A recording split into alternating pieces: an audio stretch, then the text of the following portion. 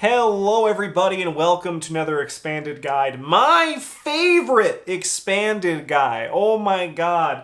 I love me some Silas Marsh. We're actually it's like 2 weeks out from doing our yearly top 5 investigator list video, and spoiler alert, Silas is probably going to make my number 1 again. Silas, he is a survivor. He has 2 brain, 2 book, 4 fist, and 4 foot. So he is good at punching and he is good at running. He has 9 meat damage, 5 horror. His reaction ability is very strong. After you reveal a chaos token during a skill test you're performing, return a skill you committed to this test to your hand.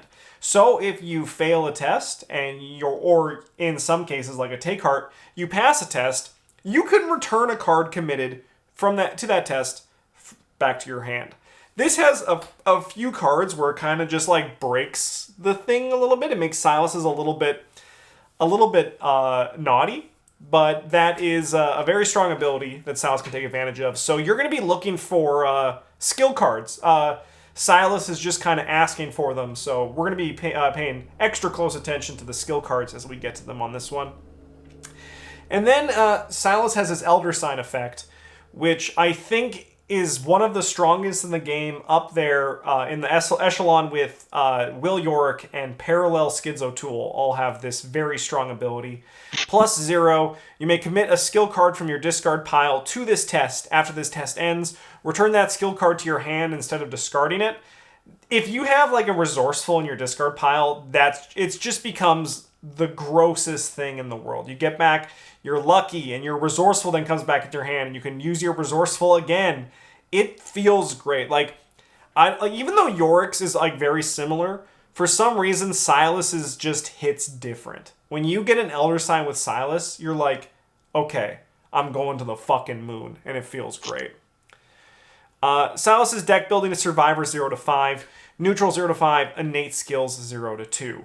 So his strengths, as I've just talked about, a very strong ability and a very strong Elder Sign. His weaknesses, his brain is on the lower side, both in terms of his brain stat and how much horror he can take. And his card pool, you can't really do crazy things with his card pool. He's not really an investigator built for... Actually, like, this is perfect because Bryn's here, and I always like to call Bryn a deck building dreamer. Silas is not for dreamers. However, Silas cares about one thing, and that's efficiency. And I love efficiency, so that's why I love Silas. So his card pool is kind of poopy. I'll say it. It is the truth. It is the truth. It is, yeah. Sea Change Harpoon. It's a 3-cost, one-handed asset. Fight. You get +1 fist for this attack. If you committed 1 or more skill cards to the skill test, this attack deals +1 damage. Hey, that sounds like a machete, pretty much. When this skill test ends, you may return Sea Change Harpoon to your hand to return all of your committed skill cards to your hand instead of discarding them. This is a strong weapon, and Silas kind of needs weapon because he has a survivor pool, so like he doesn't fight well unless he has a weapon, and his weapon choices aren't that great, so you're going to really want to prioritize finding this or another weapon. The returning it to your hand is a good effect. I've only done it once with Silas, and it was very strong. But it's not something you're going to be looking at commonly doing, probably, I'm going to wager. But the more times you do it, the better, because then you can just get even more value from your skill cards. Silas's net is very similar. 2-cost, one-handed asset. As an action evade, you get +1 foot for this evasion attempt. If you succeed and you committed 1 or more skills to the skill test, you may automatically evade another enemy engaged with you. When this skill test ends, you may return Silas's net to your hand to return all of your committed skill cards instead of discarding them. Same kind of thing, just a very strong effect. If you, it's kind of campaign dependent. Like, there's some campaigns where it's not going to do too much, but then, like, you get to the Forgotten Age and it's going to do a lot of work. His personal weakness is Siren Call. As an additional cost to commit 1 or more cards to a skill test, you must pay 1 resource for each matching skill icon those cards have. Double action, discard Siren Call. This is very, very soft. I've actually have probably spent... probably 10 resources in a scenario once on this card, and can sometimes be annoying, but overall, you'll probably have the downtime pretty easily to get rid of it. It's a very minor weakness, but because you're a skill-based investigator, you're probably going to have resources lying around, so you can just kind of ignore it for a turn or two and be okay. All right. Bryn, I'm going to throw the core cards to you, the first of the core set cards. All right. We got the Rabbit's Foot.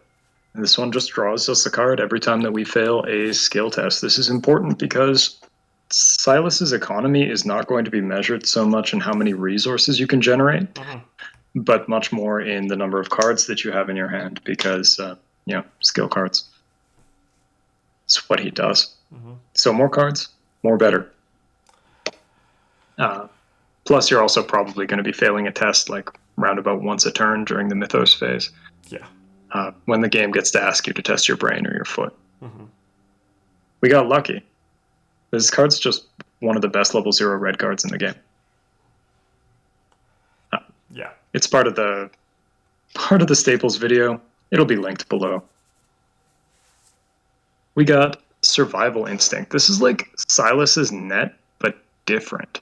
It is, isn't it? Pretty much. Yeah, it's a skill card. We commit it to a foot test.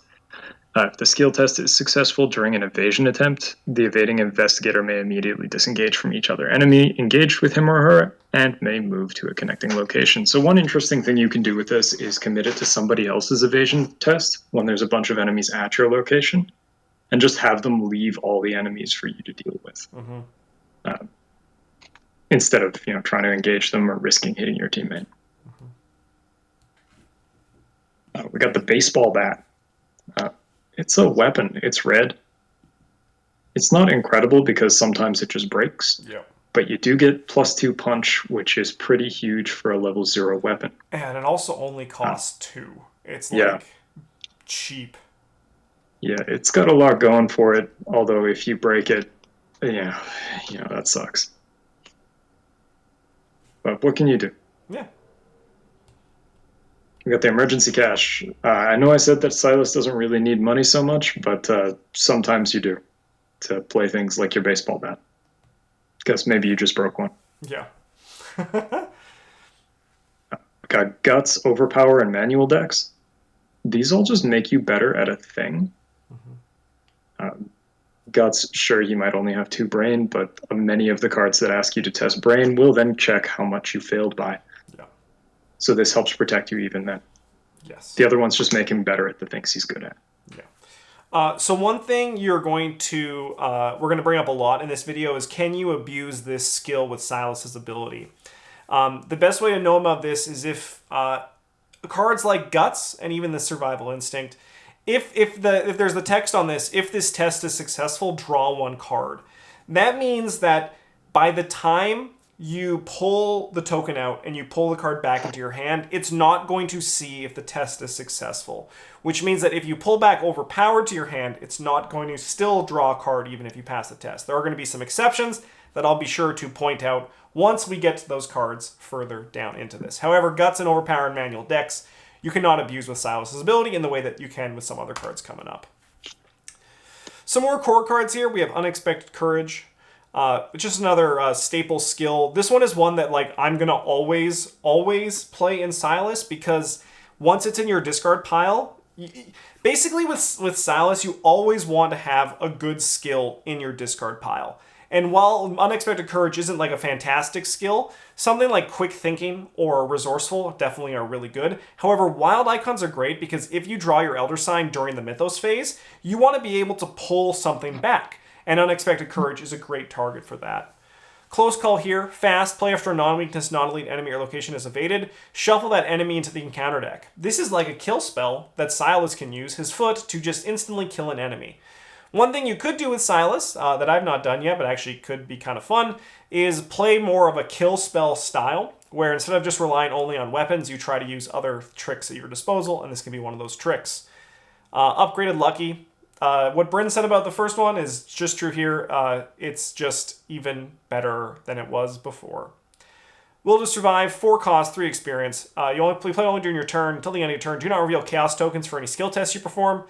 This one's a very impressive card, and while it's not exactly synergistic with Silas's ability, still, just passing 3 tests without having to do anything kind of seems like a good deal. We have Elder Sign, Amulet, and Aquina.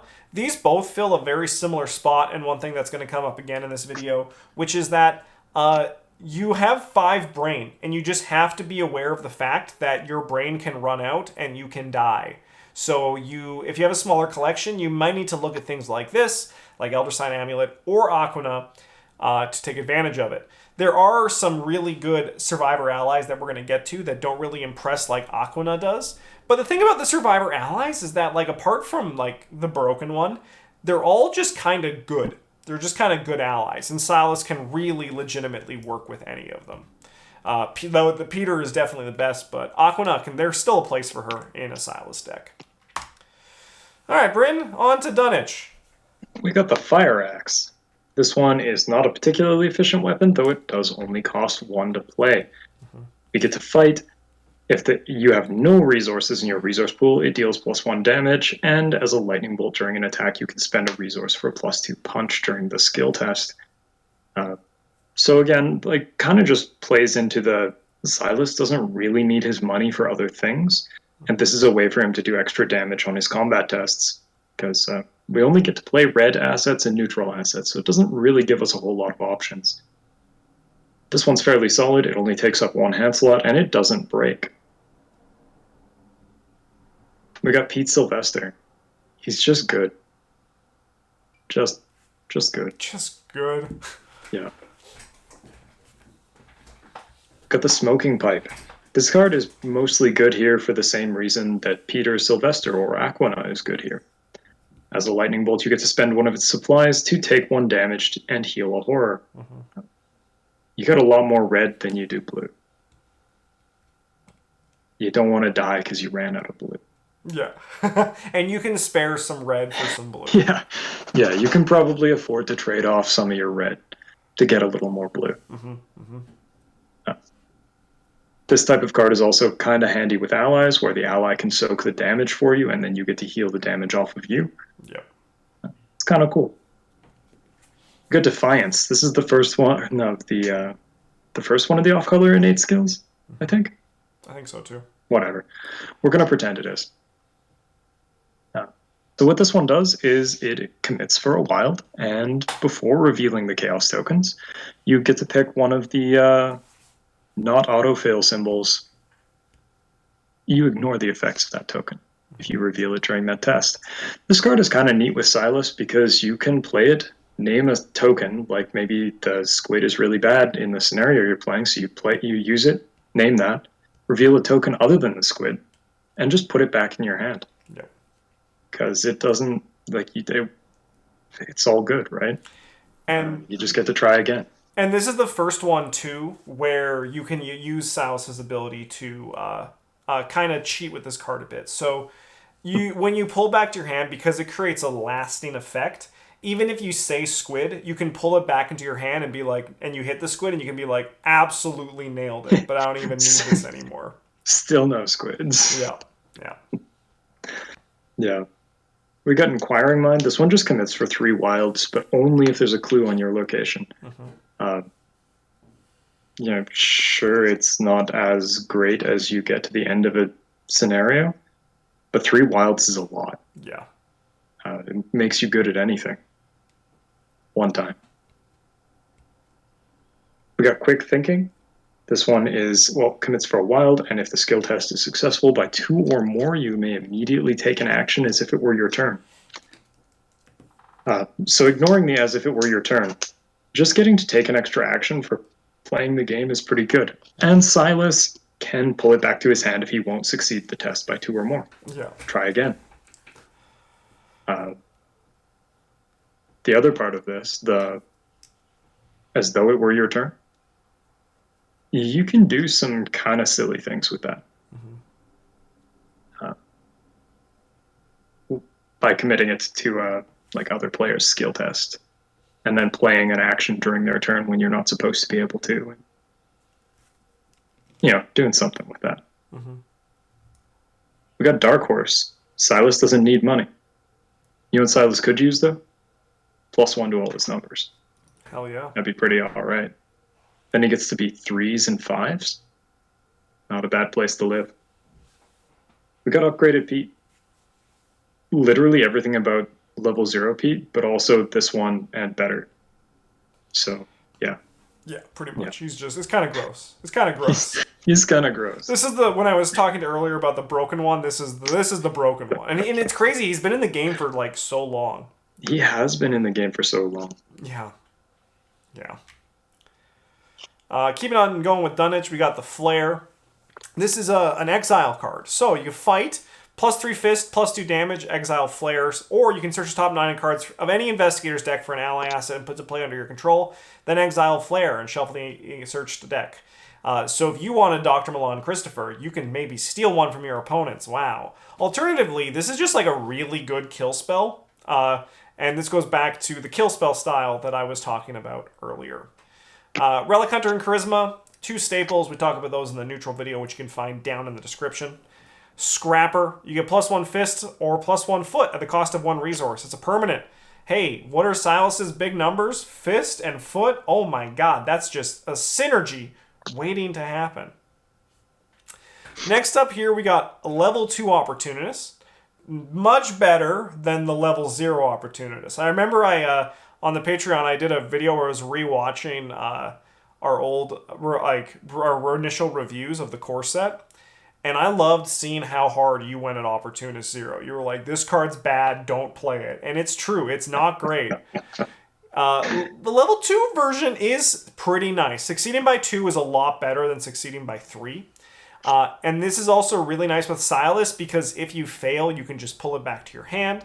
In addition, it is a great discard pile target for your Elder Sign.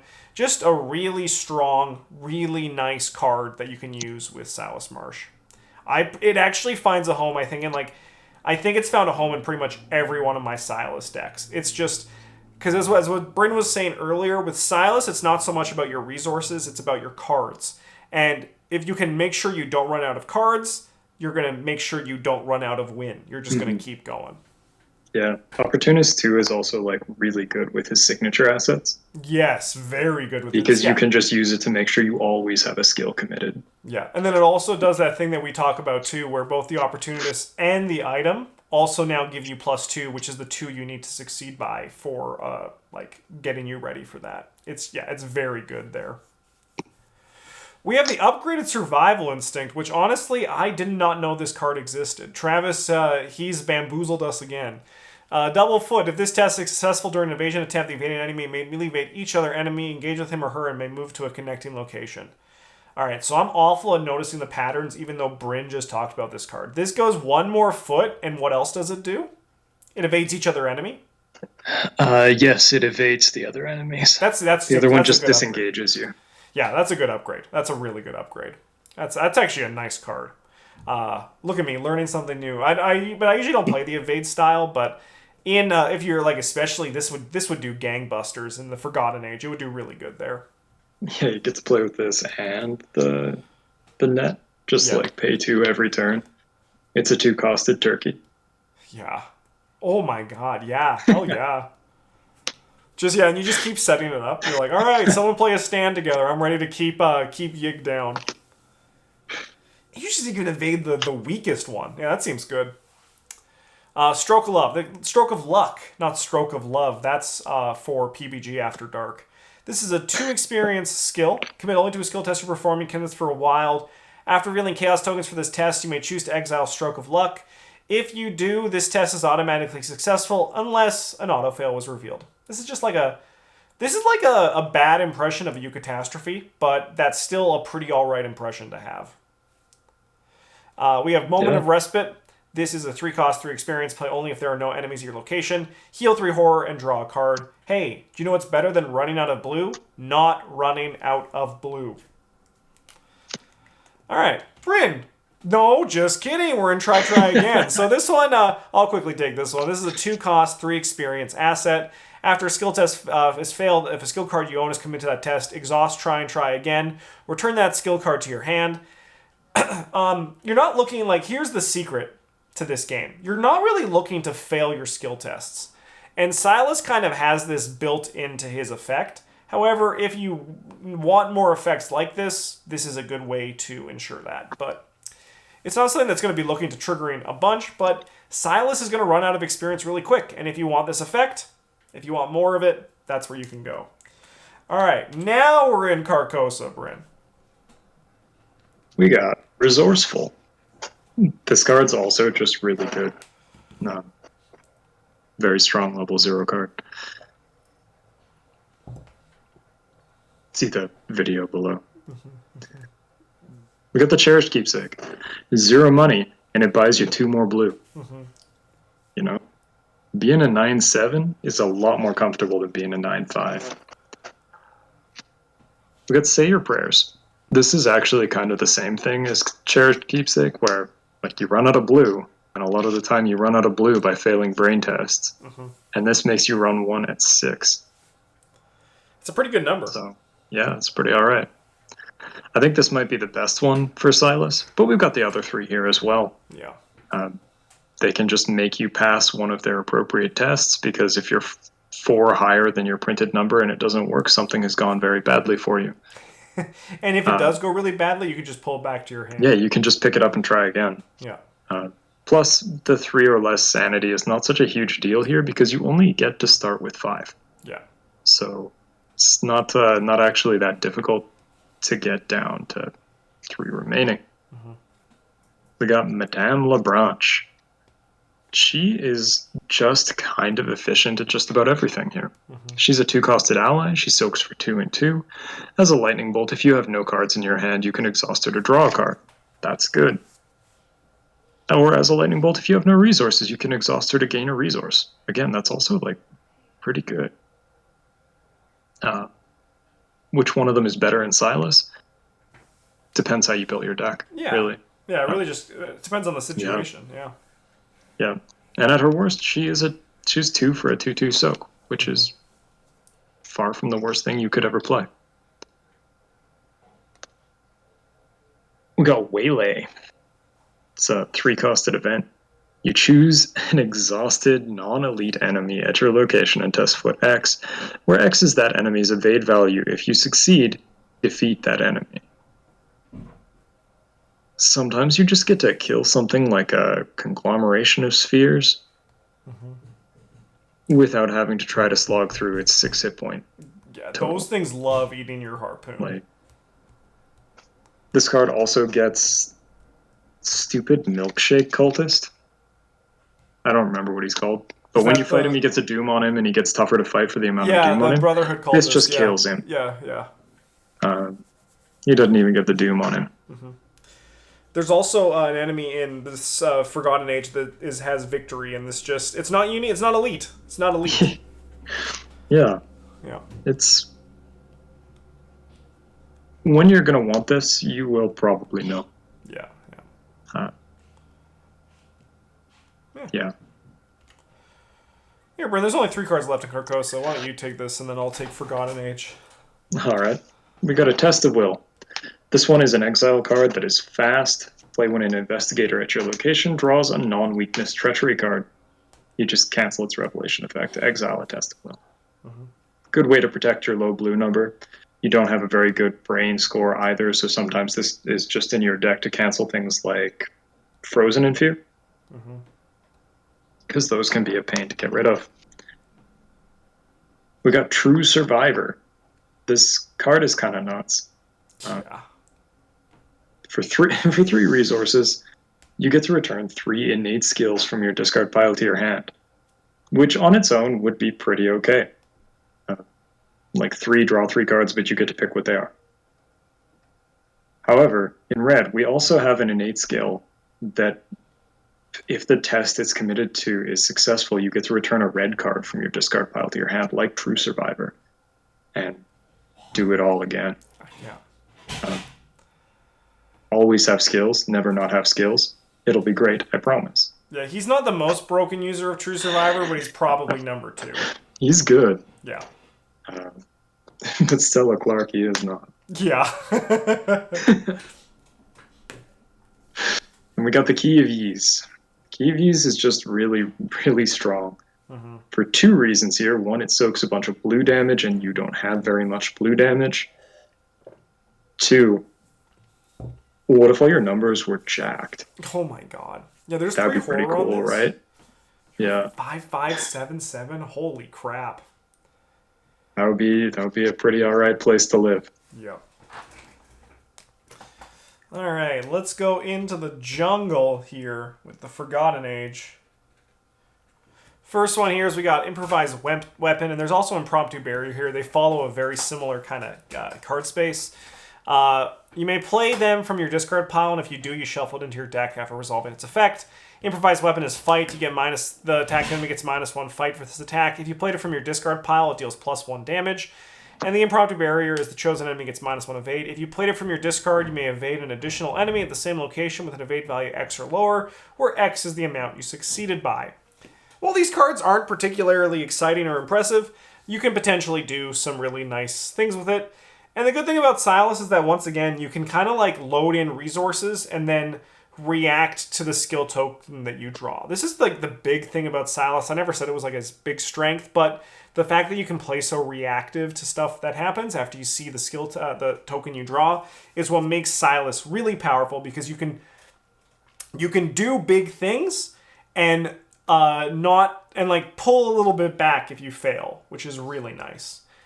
Perseverance, fast. Play when you're assigned damage and or horror that would defeat you. Cancel up to 4 of that damage and or horror. Hey, you run out of blue? Run this. It can help you not die. This can like literally just eat a rotting remains gone wrong, which is nice. We have Stunning Blow, which is incredible. Great card, even better in Silas. Can you imagine? Paint this picture in your head. You're playing Silas. You attack someone with your spear. I mean, it's a harpoon, not a spear, but they're the same thing. And you draw your Elder Sign, and then you get to commit your Stunning Blow from your discard pile. You attack the enemy, you evade the enemy, and then the Stunning Blow goes back into your hand. You too can do this, and it feels great. We have Live and Learn. Fast. Play after skill test you failed ends. Attempt that test again. You get +2 skill value for this test. This is nice. It's basically like a backloaded Unexpected Courage. I don't think it'll last like long into your deck, but it is a good level 0 option if you want that kind of thing. Yeah. It does also have the upside of, like, if you committed skills to a test, Silas can actually just try the entire thing again. Yeah, you actually get the skill card back too. Yeah, you can just go again and be like, let's try that again. We have Take Heart. Max, 1 committed per skill test. You may commit Take Heart to any type of test. If it fails, perform an investigator, draws 2 cards, and gains 2 resources. This card he's the second best user of this card just after Stella, and he's one of the few investigators where I'd probably still play Take Heart at this point now in my Arkham career. Because if you pass the test, you can just pull it back into your hand. Wow. And you might think, hey, it feels bad to use my ability on a Take Heart, but you know what might feel worse? Having a card in your deck that does legitimately nothing. Which Take Heart does when you pass the test. We have Old Hunting Rifle. This falls into a very similar space as the baseball bat. While it doesn't break if you draw a skull or an auto fail, it does jam. So it's a weapon that has that's a strong weapon, but it has a downside, which is notable, but just don't draw those tokens and you'll do fine. We have the level 1 version of Try and Try Again. It's the same thing, except now you have to spend tries to use it, and there's 3 tries on it, which means that you're not this one's pretty good because you're not gonna really need to use a million tries. You can probably get away with just 3. So consider this one as well if you have it. We have the Time Worn brand of 5 experience, 5 cost beat stick that's just really good in Silas. Like, if you're a tryhard and you just want to know what the best weapon is for Silas, it's probably this Time Worn brand. Fight, you get +2 fist, deal +1 damage. You can also exhaust it, add your brain. So still just +2, but it deals +3 damage. And if it defeats an elite enemy, draw 3 cards, max once per game. Just a really good, really strong beat stick for my boy, Silas Marsh. We then have Alter Fate, a 1-cost 3 experience card. It's fast, play during any Lightning Bolt player window. Choose and discard from play a non-weakness Treachery that is not attached to an elite enemy. This is a good way to deal with things like potentially a Frozen in Fear, a Fate of All Fools, or other things that can hinder your progress as Silas because you have 2 brain and then 5 blue. You can just say, I need to get rid of this. Thank you, bye. All right, Circle Undone, Bryn. We got Steadfast. This one commits for a brain and a punch. But if you have 5 or more remaining health and sanity, it gets a brain and a punch. And if you have 10 or more, then it gets 2 brain and 2 punch instead.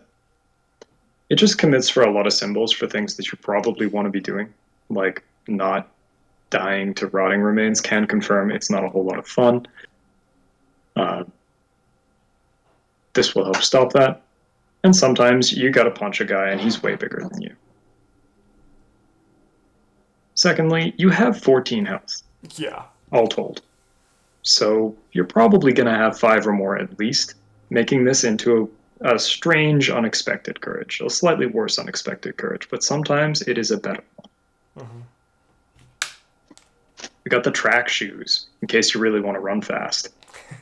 For some reason, fast. Fantasy Flight hates us and has chosen not to give us a cute little foot icon in the corner of this card, but hey, I want the foot! you know, they probably didn't think about that being a thing when they made the game. It gives you +1 to your foot. If you're using foot, this is a good thing. If you're not using foot, the rest of the card is also a good thing. Whereas a reaction, after you move, before enemies at the new location engage you, you can exhaust the track shoes to run really fast if you test foot 3 and pass.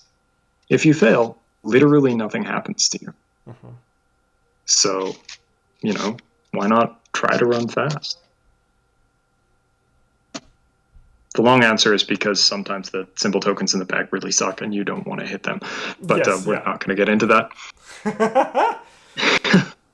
We got Active Desperation. This card behaves most of the time kind of like an Overpower. It commits for 2 punch. Doesn't draw you a card. But as an additional cost to play it, you can discard an item asset that takes up at least 1 hand slot from your hand or play area. Fight, you get +X punch and deal +1 damage for the attack, where X is the cost of the chosen asset. If you succeed and the asset was in play, you gain money equal to its cost. So if you're playing with stuff like the old hunting rifle, or actually just about any sort of item that has finite uses, and also takes up a hand slot, Active Desperation is pretty sweet. It's an economy card, it's an extra bullet or what have you.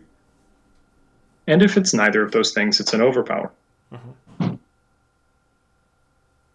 We got Able-Bodied, which is very similar to Steadfast, only it gives punch and foot instead. And its conditions are, well, you have 2 or less item assets, +1, while you have 1 or less, +2. You're going to know if you're an able-bodied deck or not. If you plan on having more than 1 item asset in play, this card is probably not the skill card for you. However, if you plan on only having a single item asset, this is a fairly strong card. You just get +3 to one of the things that you want to do to the game. We got the Meat Cleaver. This one's a bit of an odd option, but red doesn't have a whole lot of different level 0 fight choices, so this one's pretty okay. Or at least, like, that's why it's here. Yeah. It takes up one of your hand slots. You can fight. You get +1 punch for the attack, +2 instead if you have 3 or fewer remaining sanity. You start with 5, not too tough. As an additional cost to initiate the attack, you may take 1 horror. If you do, the attack deals +1 damage. If you defeat an enemy with the Meat Cleaver, you get to heal 1 horror. So it's... sometimes it does extra damage, sometimes you can no longer afford for it to do extra damage. If you got Pete Sylvester, this is probably one of the... and, like, access to this card, you probably want to be playing it. It's very strong. We got the Grizzly Totem. This one, after you commit a skill card, well, I guess a card, it doesn't have to be a skill card, to a skill test, you get to exhaust it to give an extra icon of your choice. You know that thing that Silas does? This just makes all his cards a little bit better. Got Drawing Thin. As a reaction, when you initiate a test, you can make that test more difficult by 2, and you gain 2 resources or draw 1 card. You gain the resources or draw the card before the test finishes, so that could be relevant. It might not. Either way, making a skill test 2 harder is actually not that big of a deal. if you play on standard, and if you play on the harder difficulties, again, it's also not that big of a deal because there are often going to be skill tests where you're just like, yeah, I'm eating shit on this one. Yeah. Let's get a little bit extra out of that. We got the Tennessee Sour Mash. This one is uses 2 supplies. It costs 3 to play. You can exhaust it and spend one of its supplies to get +2 to a brain test for a test on a treachery card. 4 is a pretty good number, and 2 is not. This will help you get rid of frozen in fears. It'll help you soak damage from rotting remains, things like that. And then when you're done with it, as an action, you can discard it to fight and get +3 punch for the attack, putting you up to pretty comfortable 7. Yeah. We have Tennessee Sour Mash. This is the survivor version of the card. It has 3 supplies on it. You can get +2 brain for a skill on a brain test for a treachery card. You can also discard it. You get +3 fist for this attack. If this attack succeeds against a non-elite enemy, automatically evade it. Hey, that sounds like Stunning Blow. Yeah, it kind of just fills a similar spot. You're going to know when you're going to want to upgrade into this, but it's not like for everybody, but still, you might want it, and it's still a very nice upgrade. We have Grizzly Totem, the survivor version. After you commit a skill, basically like the other one, you get another instant of that card, and if that skill test fails, you get to return that card to your hand. It's like Silas's ability, but again. This one actually is nice in Silas. It's much, much, much, much, much better than Try Again, I think. It is in a more competitive slot, which is a slot as opposed to no slot, but it still is just like a really nice option if you want that effect, because then you can be like, it's basically like you just front load your ability. You say, I'm throwing this at the test, and if it fails, I'm taking it back. And if I pass, I'm probably still taking the card back anyway because I'm Silas Marsh, and that's what I do. It is worth noting that you don't actually have to be able to grant a card an extra instance of an icon in order to use this on a card. Like, notably, Take Heart. Yeah. It's like vaguely degenerate with that. Yeah, because the cost for this one is just, you just have to exhaust it. Yeah, you have to be able to exhaust it, and it has to be a card. Yep. That is committed to a test. That's it. Yeah, you can't exhaust it and try to put a nickel on the board. The game will know. Yeah, they'll get mad. The Arkham police will come take your cards away. Yeah, you're gonna see an actual real life video game crash. Fortune or Fate. This is a 2-cost 2 experience event. Fast. Play when doomed to be placed on any scenario card, max 1 per game. Cancel one doom just placed on that card, then exile Fortune or Fate. Nice strong effect. As I said, Silas, you're going to run out of experience pretty quickly. And near the end, you're going to be like, I'm going to put this in just because I can. I did it during Innsmouth. I just put one of these in just because I could. And then if you do it once, you're just like, okay, I'm going to buy it again. Thank you. We have Eucatastrophe.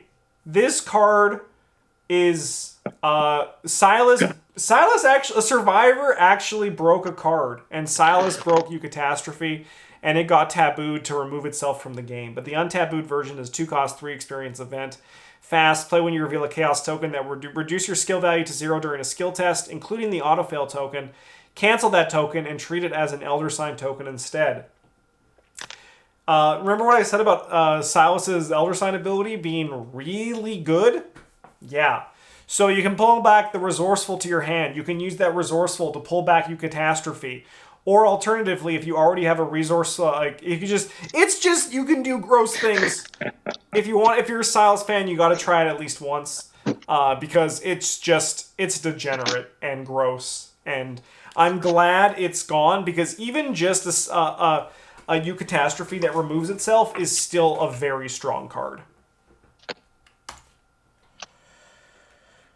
All right, well, I'll do the Dream Eaters because that one was pretty short. I'll do this first half here. We have Scrounge for supplies. This one should have the staple mark on it, but it seems like Past Justin forgot about it. You just choose a level 0 card in your discard pile and add the chosen card to your hand. This could be like a Resourceful. That's probably what you're going to hit with this card. The Resourcefuls are very good, and they're very good in Silas as well because they pretty much trigger 100% of the time.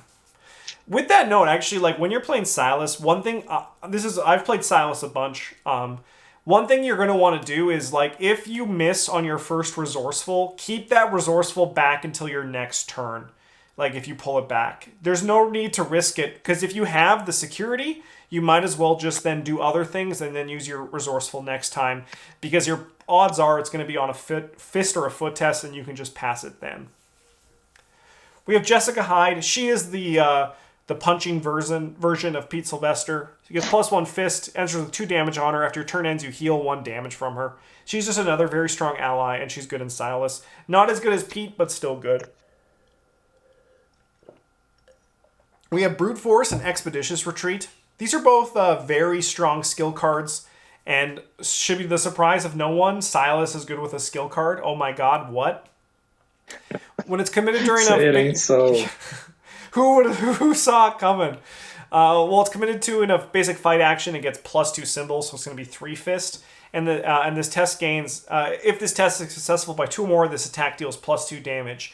If only there was a way to ensure that you succeeded by 2 or more. If only. Wait a minute. Silas's ability, there is. Oh my god, it's really strong. Try it out. Then we have Expeditious Retreat, which is the same thing. If it's committed to a basic evade action, it gets +2 foot symbols, and then if you succeed by 2 or more, you may automatically evade another enemy or location. This is really good in the Forgotten Age. Try it out. We then have Miss Doyle, who comes with 3 cats. I hate trying to explain this card quickly, because there's a lot of moving pieces, and they're all cats, and everyone knows cats are hard to pin down. Miss Doyle, she soaks for 2 and 2, and after she enters play, search your bonded cards for Hope, Zeal, and Augur, the other 3 cats. Randomly choose 1 to put into play and shuffle the other 2 into your deck. When she leaves play, find each of those assets and get them the frick out of here. They all follow the same pattern. Zeal is bonded and fast. After display, discard Hope and Augur. If it is ready, exhaust or discard her. Fight with a pace value of 5. If you discarded Zeal in this test, this test is automatically successful. Then you may shuffle Zeal into your deck to put Hope or Augur into play from your discard pile. So it's basically you can do a bunch of cat tricks, and it's really fun, and cats are cute. Everyone loves cats. That's just the reality. Yeah, Hope's my favorite one. The foot one? Or just because of the art? It's just the cutest one. It does. It looks very proud, too. Yeah. Here, Bryn, why don't you take these 3 Dream Eaters cards to close things up? All right. Speaking of cats, we got the Black Cat. This guy is a level 5 2-costed neutral ally. He commits for 2 wild, but probably don't do that. You get to, when you reveal a squid or a tablet or an elder sign, you may choose to use one of his effects instead. His effects are -1, he takes 1 direct damage. -1, he takes 1 direct horror. And +5, heal all damage from him. All damage and horror from him. Admittedly, you probably don't actually want to be using his elder sign instead of Silas's. But if it gets you a bunch more blue health or red health, why not? Yeah, still a good rating. It might be Still good. It might be good. And plus, if you don't succeed your test at +5, I have no idea what's going on. Something strange has happened. That's so funny. This guy does get notably better the harder the difficulty you're playing on, because the tokens get worse. Yeah. We got the Nightmare Bauble. This one's in the Staples video. It just stops you from getting auto-failed on things that you don't want to be auto-failed on, like maybe something you got a bunch of skill cards committed to. That would be bad. And then we got Sharp Vision. Now you're probably thinking, Sharp Vision commits for book. Silas has 2 book, and you'd be absolutely right. You do not really want to be committing this to your own tests. You probably want to be committing this to somebody else's test. Though if you're playing solo, this is also a perfectly acceptable way to try to get clues. Well, it is committed during a basic investigate action. It gets 2 extra book. And the test, if this test is successful by 2 or more, discover 1 additional clue at this location, like maybe successful by the amount it just gave you. It's pretty good. It's pretty good. Even better if you get to commit it to somebody who's playing like a real clue gathering characters action. Because they're not going to have any trouble hitting the 2 or more. I remember you might, but yeah, but they won't. They won't. I remember there was a time when I did. Oh no, it was with brute force, and I was like, I'm gonna fight this guy with my thing, and then Travis was like, no, do a basic fight, and it's just Yeah. it's so everyone's like, oh, he's done it. Yeah. Bryn, why don't you take Innsmouth because it's also pretty small. Sure. If you would like a more detailed breakdown of of the bless and curse builds that Silas could play, and curse, I mean like he can't actually play a curse build. He can only play a bless build. He doesn't have access to cards that do curse things at all.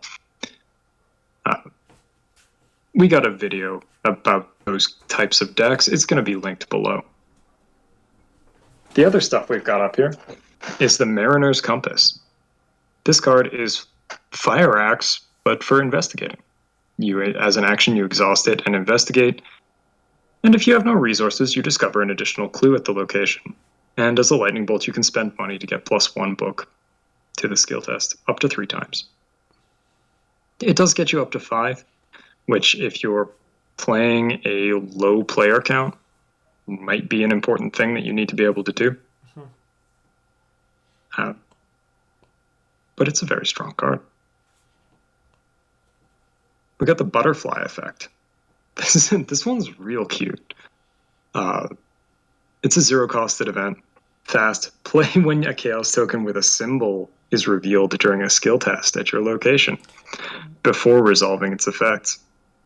You or the performing investigator may either commit a skill card to the test or return a card they committed to the skill test to their hand. So you can be like, hey pal, you're also me. Yeah. Or you can be like, I didn't commit enough to this one. I'd like more. Yeah. Or you can even just be like, I'd like to be me twice, I think. Yeah. I think Like, want to be me twice. You know, there's a lot of neat things you can do with it. It is also a paradox, blessed, cursed. Those probably don't matter. Yeah. Probably. I was today years old when I realized that this only affected when you draw a symbol token. It's like heavy furs. What a betrayal. Yeah. Yeah. I mean, like, admittedly, if somebody's playing cursed or blessed, or you're, playing in certain campaigns, that's just going to happen all the time. Yeah, that is true. That's very true. And that's why it has the blessed cursed thing, probably. Yeah. Yeah. But the card is real cutesy. You want to be playing a giant pile of skill cards anyway. Your teammates might not be, but whatever. Doesn't matter. We got third time's a charm. This card is also kind of sweet. It is a level 2, 1-costed fast spirit event. You play it when a skill test at your location begins. Twice during this test, when an investigator reveals a chaos token, they may cancel it, return it to the chaos bag, and reveal a new chaos token. Now, if you don't pass your test with 3 tries, it wasn't happening for you this turn. Yeah. It's not. The fates hate you. Yeah. Yeah. Yeah, you're just unlucky. There's nothing you can do about it right now. We got the level 4 Dig Deep. You might notice that the other ones weren't on here. There's a reason for that. Silas doesn't want to have a giant pile of money. He doesn't need it. So why would he want to play a card that spends resources? This one, though, comes with its own money. And you get to spend that money to either be better at foot or better at brain. So you can use this to be like offensively better at whatever you're trying to do to the game if you're playing a foot build. Or you can use this to take less damage from rotting remains, which is admittedly the example I've given every time. But it's a pretty basic one. It's a good example. Yeah, you can also use this to buy your way out from underneath things like a Frozen in Fear, and that is also kind of a big deal. And also, don't be like me and assume that for some reason in my mind, I spend the 2 resources on it, and I'm like, well, that's enough. That's all I can do. But you can still use resources. Yeah, you can still use your own resources on it. Don't be like me. Yeah. And then we got Unrelenting. I don't like this card. Not because it's not good or like if you got it, you should probably play it. Yeah. Anyway, it commits for a wild. Max 1 committed per test. Thank God. Yeah. After you commit Unrelenting to a, to a skill test, you search the bag for up to 3 non-auto-fail chaos tokens of your choice and seal them on Unrelenting. If all 3 tokens sealed on Unrelenting are +1, 0, Bless, and or Elder Sign, draw 2 cards. Release all the tokens sealed here after the test ends. Yeah, you can use this one with Silas's ability to commit it, seal tokens, and then return it to your hand and still draw the cards because the cards were still, like, the tokens were still sealed on it. I hate it, but that's how it works. And it's very strong. Yeah. Yeah, the main weakness that Silas has is that he will run out of cards in his hand, and if you've drawn an Unrelenting, you will never run out of cards again. Yeah. I remember that when I played this with Travis and Bryn, it's the only time I've ever seen them like actually annoyed with me because like just every turn, do this, seal these ones. If I draw them, I'll do another one because it's a nightmare. If it was less fiddly, it would be still very strong, but a little less annoying. But it's fiddly, strong, and just way too good in Silas. Yeah. Strong card. If you have never played Silas before, this is definitely something that you should probably get to experience firsthand, so ignore what I said and play with the card. But, yeah, it's... After you've played with it a couple of times, I think you might get where I'm coming from here.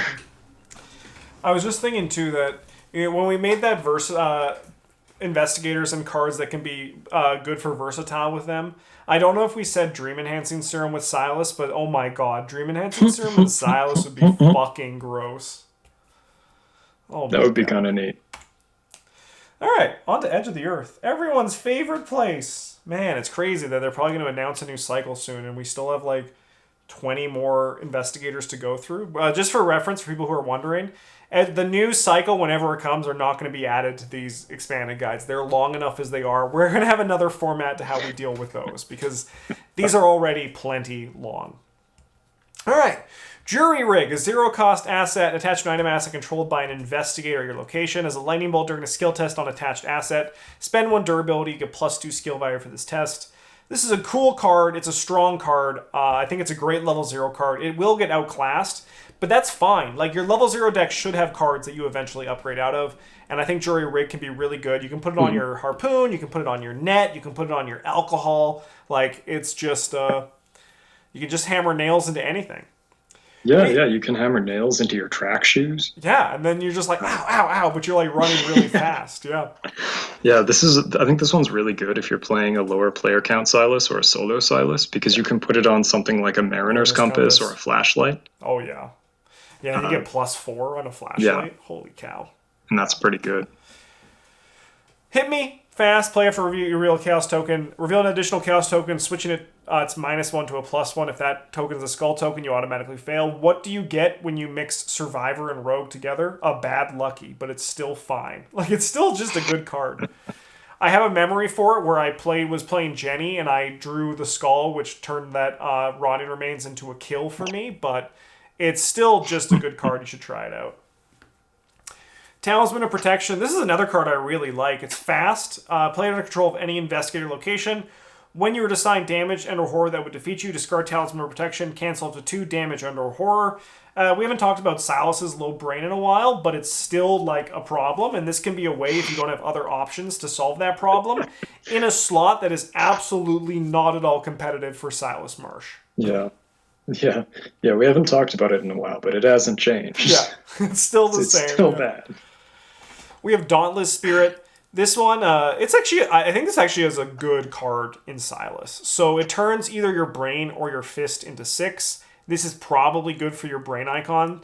This could feasibly replace something like a Cherished Keepsake if you wanted to go that way. I think Cherished Keepsake's still very good, but I think a Dauntless Spirit is still just a very good defensive card because you can even use it twice if you need to. We then have Fire Extinguisher. I wish I had this weapon when I was playing Silas Marsh with Innsmouth with you guys, because it's just, I think, a really good weapon. +1 fist, +1 damage. You can discard it to evade. automatically evade all enemies engaged with you. You may exile it instead to discard each of those enemies. That's a very strong effect.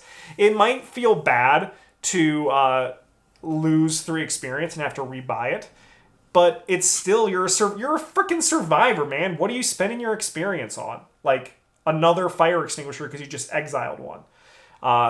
Just a very strong card, and even just like it being basically just a machete is, we're not going to count those out. Like, it's not impressive, but it's just very efficient. And as I said earlier, Silas is all just about efficiency. We have Bruiser. This is one of the tricolor talents. It comes up with 2 resources, and they're replenished at the start of each round. Resources on Bruisers may be spent to pay for armor, firearm, or melee cards. During a skill test on an armor, firearm, or melee, you may spend a resource to get +1 skill value. I think this Bruiser works especially well when it comes to offensive, because you can use this to make your harpoon attack for more, which is kind of nice, because then it can turn your 5 into a 6 or your 5 into a 7, and it's a nice effect while also paying for things. The other thing this also does is if you want to play a Silas that's going to return your harpoon and your net to your hand, this makes it so that it's a lot easier to pay for those cards to put them back out. With the net might not be a melee. I actually don't even know off the top of my head. I will find out. Awesome. But it works with the harpoon. That one is a melee. So this basically can make it so that you can do gross things, and it now only costs 1 to put out. So I think that is, if you want to be doing that attack strategy, Bruiser would be great for that. It is an item and a tool. Dang, but there is one that cares about tools, but I don't think Silas can play it. But still, maybe he can. Whatever it is, they're all the same. I know the spell one, prophetic. That's the one I know. We have the 2 precious mementos, which are my second least favorite card to explain. Actually, it's my third least. I hate explaining the talents shortly. Miss Doyle, the talents, and then precious mementos. So, former life, future life. They each soak for 3 and 3. The important thing is that they soak for 3 and 3. The horror. You want to soak the horror. After you fail a skill test by 2 or more, you can exhaust it to heal 1 damage for it. After you succeed by 2 or more, you can exhaust it to heal 1 horror from it. The future life is the reverse of that. You are probably going to want the one that cares about if you succeed by 2 or more, it heals horror, because your brain is important, your blue is important, and not dying to horror seems like a great thing to do. They even printed those with reversed skill icons. Oh, you got me again! Still funny. It's still funny. That's the second time you've got me with that. Oh my! I even went back. We'll never not be funny. I even went back. You were so excited when you saw me got back. You snake. All right, protective gear. This one also soaks for 3 and 3. It takes up the body slot, which is not competitive at all for Silas Marsh. 4 cost, 2 experience. When you draw a hazard or treachery, deal 1 damage and 1 horror to it. Cancel that card's revelation effect. Most hazards are probably dealt with by fist and foot. So this one's really just more soak, but it's still just good soak. Like, it soaks very well. Yeah. Yeah. If you got access to this and you want to buy the Elder Sign amulet, consider this instead. Yes. Takes up a much less valuable spot. It's a less valuable slot. Sure, it costs a little more to play, but you also get 3 health out of it. Yeah. All right, Bryn, why don't you do these return 2 boxes? We got the upgraded Rabbit's Foot. The difference here is that now you get to search for the top X instead of drawing a card, where X is the amount you failed the test by. That's, not incredible for Silas unless you're doing something a little bit strange, like maybe involving drawing things. Yeah. Or looking for a specific card, like maybe you bought a Key of Ease and you really want to find it. It shouldn't be that surprising, but it is kind of crazy. Just like of the 2 designs between this and the upgraded Lucky Cigarette Case, just like how good Lucky Cigarette Case is compared to Rabbit's Foot.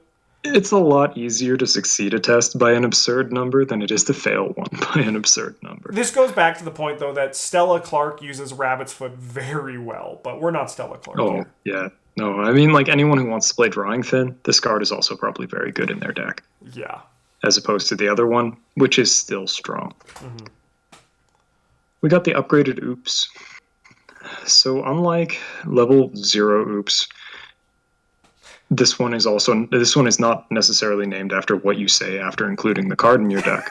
After you draw it, oops. Yeah, pretty much. It does commit for 2 punch and a foot, which is not unreal here, although if you're paying 2 XP for something to commit, you could find something better. It is fast. You play after you fail a skill test by 3 or less while attacking an enemy.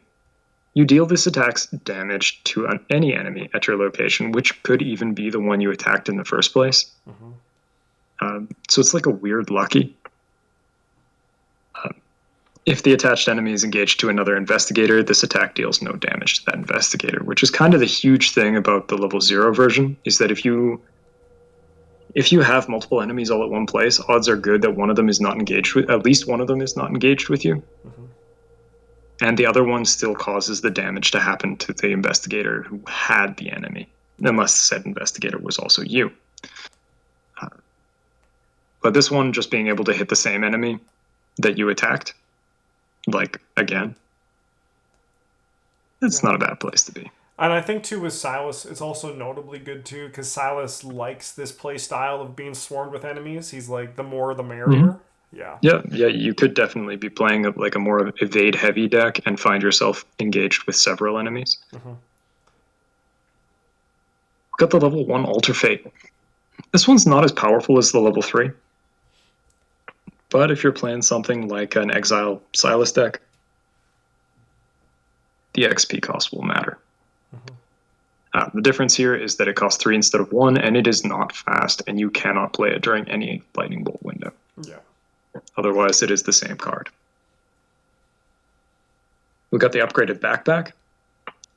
Notably, what this does for us is helps us find either our harpoon or our net, or possibly both. You get to dig 12 cards, search the top 12 cards of your deck for up to 3 item or supply cards, and attach them to the backpack. You can play the attached cards as though they were in your hand. Yeah. It does take up your body slot, which is something to note. Some of the items you can play will also do this. So, play those just ones be aware. last. Yeah, be aware of that. That's all. Yeah. It's not a deal breaker or anything. You just have to think about it for more than 1 second. Yeah. You can't just jam it without thinking. Yeah. Thank God I have this in my backpack. I have my protective gear. Where's my fucking backpack? Yeah. We got the 9 of Rods, which, unlike the other red tarot card, doesn't suck. Yeah. It is 3 XP. It does cost 3 to play. You do get to start the game with it in play if it is in your opening hand. But this one is when you draw a card, a non-weakness treachery card, you can exhaust it to cancel that card's effects, shuffle it back into its deck, and reveal the top card instead. So there are, as previously said, Silas doesn't have a very good brain number. This helps you to dodge the cards that you really don't want to see, like Rotting Remains or Frozen in Fear. There are more than just those two, but, the example stands. All right. Closing out here with the Investigator decks, we have Nimble. This card's banging, and it's banging even more in Silas too. For every point the skill test succeeds by after resolves, you may immediately move to a connecting location to a maximum of 3 times.